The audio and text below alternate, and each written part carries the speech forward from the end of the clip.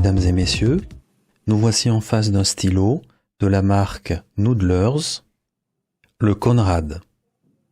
C'est un stylo relativement peu cher, un petit peu en dessous de 30 €, mais qui a pour mérite de proposer une plume flex. Pour être honnête, c'est une revue que je n'avais pas envie de faire. En effet, il est toujours plus facile de parler de quelque chose qu'on aime que de quelque chose que l'on n'aime pas. Mais même dans ce deuxième cas, l'information peut tout aussi bien intéresser. Regardons ce stylo de plus près, ou plutôt, sentons ce stylo de plus près. Alors, les Noodlers, ont la réputation de ne pas sentir très bon. Eh bien, vous pouvez me croire, c'est très en dessous de la réalité. Ce stylo pue. Il n'y a pas d'autre mot. Il sent vraiment très mauvais et de très loin. C'est-à-dire que où que vous le placiez, en fait, toute la pièce sentira mauvais. Donc la première chose que j'ai faite, c'est que je l'ai trempé pendant 15 jours dans l'eau, en espérant arriver à retirer l'odeur.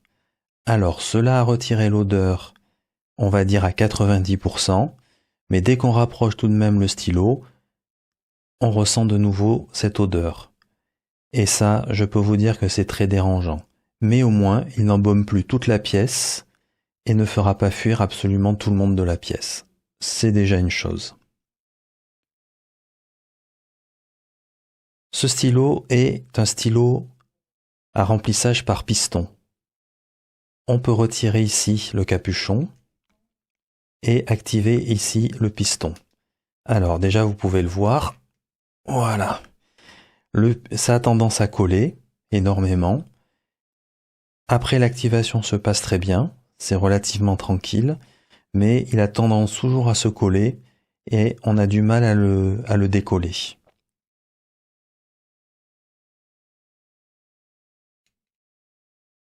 Ensuite, le clip. Très souple. Pas de souci de ce côté-là. On peut dévisser en haut à cet endroit-là. Et du côté du capuchon, on peut le retirer en presque un tour 3/4. Ici, nous avons Noodlers qui est gravé. Globalement, lorsqu'on le regarde comme ça, l'acrylique est très vilaine. Elle donne une impression d'être... elle est comme si elle avait une couche de graisse jaune par-dessus. Comme vous pouvez le voir, ce n'est pas très joli du côté du capuchon. Donc pour un stylo qui en réalité est à 27 €, je vais vous mettre un stylo mat jaune à 7 € à côté. Et vous allez voir, la différence de qualité est absolument énorme. Là, on peut vraiment voir, regardez la différence en termes d'acrylique. Comment est-ce qu'on voit à travers l'acrylique du mat jaune, ici, et celui du Noodlers.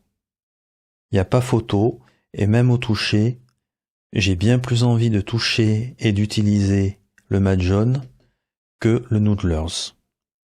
Ce stylo ne fait absolument pas envie d'un point de vue aspect extérieur. Si vous rajoutez l'odeur, le bon point de ce stylo, c'est la plume, flex, et son feed en ébonite, que nous allons tester tout de suite. Pour commencer, le stylo est assez confortable et il poste correctement. La seule vraie bonne surprise de ce stylo en réalité, c'est la plume et le feed. La plume est très humide, on peut aller sur une écriture tout à fait normale sans problème. La plume, lorsqu'on flex, a plutôt un comportement au niveau sensation d'une semi-flex.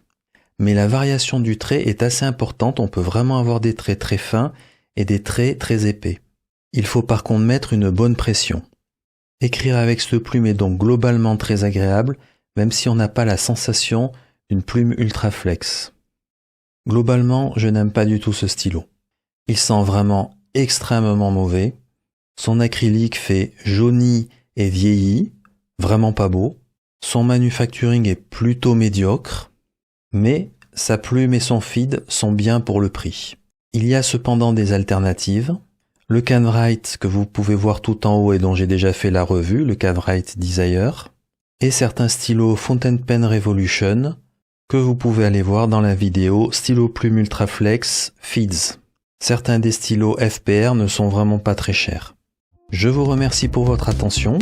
À bientôt.